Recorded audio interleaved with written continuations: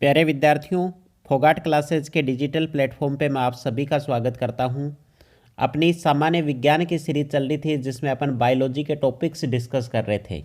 तो प्यारे विद्यार्थियों, आज मैं आप सभी के लिए ये लास्ट वीडियो लेके आया हूं बायोलॉजी का, जिसके बारे में अपन बात करने वाले हैं प्रजनन तंत्र। अपन ने सेक्सुअल रिप्रोडक्शन सिस्टम की बात कर ली थी, आज अपन बात करने वाले हैं एसेक्सुअल रिप्रोडक्शन सिस्टम की।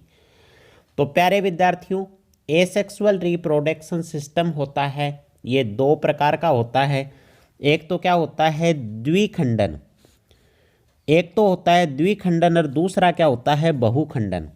द्विखंडन की बात करें तो इसमें एक पेरेंट सेल होती है जिससे दो संतानों की उत्पत्ति होती है, और बहुविखंडन के अंदर क्या होता है, इसमें कई संतानों की उत्पत्ति होती है।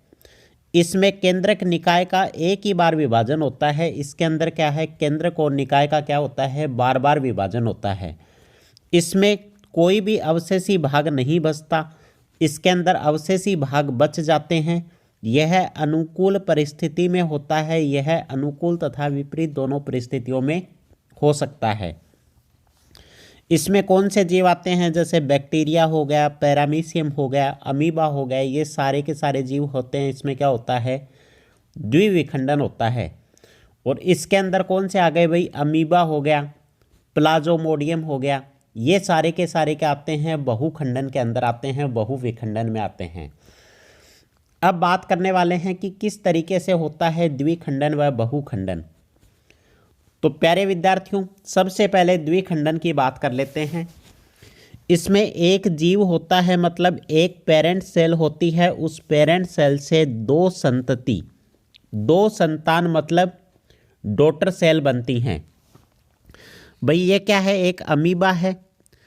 अमीबा के दो भागों में बंटने से इसमें से क्या हो गई, दो डॉटर सेल का निर्माण हुआ। तो ये क्या हो गया, अमीबा का द्विखंडन। बहुखंडन की बात करें तो एक जीव है, ये क्या हुई, केंद्रक संतति हुई, इससे कोशिका द्रव्य है, और इससे क्या है, बहुत सारी संतानें बनी हैं।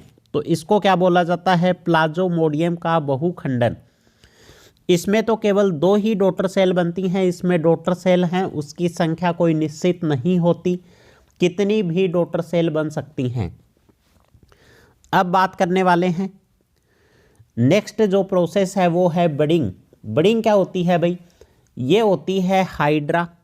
किसके अंदर होती है भाई ये प्रोसेस, हाइड्रा के अंदर होती है। हाइड्रा के अलावा किसमें होती है, प्लेनेरिया। प्लेनेरिया के अंदर भी ये प्रोसेस होती है। इसके अलावा किसमें होती है, ईस्ट में। ईस्ट के अंदर भी ये प्रोसेस होती है। ग्राफ्टिंग क्या होती है भाई, ग्राफ्टिंग किसको बोलते हैं, पेड़ पौधों का अपन रोपण करते हैं, उस रोपण को ही क्या बोला जाता है, ग्राफ्टिंग करना। ठीक है, आगे बात करें कटिंग। कटिंग कौन सी प्रोसेस होती है भाई, जैसे किसी पौधे का है तना काटा या कोई भी है उसकी डाली काट ली, उस डाली को काट के अपन ने कहाँ लगा दिया, जमीन पे लगा दिया, तो उस प्रोसेस को अपन क्या बोलेंगे, कटिंग बोलेंगे। जैसे गुलाब है, गुलाब का क्या है, तना काट कर और उसको जमीन में लगाने पर नया गुलाब का पौधा बन जाता है। इस प्रोसेस को क्या बोल दिया जाता है, कटिंग बोला जाता है। कायिक जनन, कायिक जनन क्या होता है भाई, कायिक जनन होता है आलू में और स्टारफिश के अंदर, और पत्थर चट्टा जो होता है, पत्थर चट्टे का पौधा, उसके अंदर भी क्या होता है, कायिक जनन होता है। जैसे आलू है, आलू का एक पार्ट अपन ने काटा, इसके छोटे छोटे टुकड़े करके, और इन सारे टुकड़ों को अपन ने क्या है, जमीन में अलग अलग लगा दिया, तो सबसे क्या है, अलग अलग नए आलू बन जाएंगे। इस प्रोसेस को क्या बोल दिया जाता है, कायिक जनन। नेक्स्ट बात करने वाले हैं बीजाणु जनन की। बीजाणु जनक किस में होता है भाई, ये होता है कवक में। ये किसके अंदर होता है, कवक में होता है। कौन से कवक के अंदर होता है, उसका नाम भी आपको याद रखना है, राइजोपस। राइजोपस कवक के अंदर ये होता है। ठीक है, आगे बात करें अपन अमीनोसेंटेसिस। अमीनोसेंटेसिस क्या होता है भाई, अमीनोसेंटेसिस एक परीक्षण होता है जिसमें शिशु के लिंग का पता लगाया जाता है। इससे ये पता चल सकता है कि जो भ्रूण अवस्था में जो बच्चा है वो लड़का है या लड़की है। इसमें क्या होता है भाई, ये शिशु है और शिशु के चारों तरफ एक झिल्ली होती है। उस झिल्ली को क्या बोल दिया जाता है, एमनियोन झिल्ली।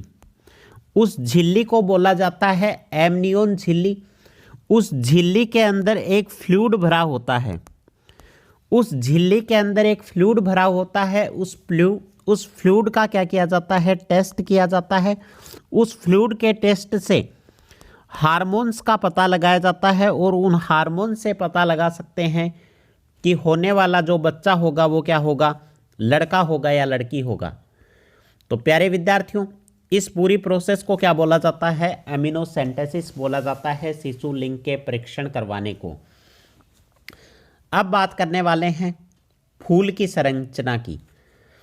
तो फूल की संरचना की बात करें तो फूल के दो भाग होते हैं। एक तो होता है सहायक चक्र। कौन सा होता है भाई, सहायक चक्र। और एक भाग होता है इसका मुख्य चक्र। सहायक चक्र और मुख्य चक्र, इसके दो भाग होते हैं। सहायक चक्र के भी दो भाग होते हैं, बाह्य दल और दल। और मुख्य चक्र के कितने भाग होते हैं भाई, इसके भी दो भाग होते हैं। एक तो मेल पार्ट होता है, मेल पार्ट को तो क्या बोला जाता है, पुंकेसर बोला जाता है।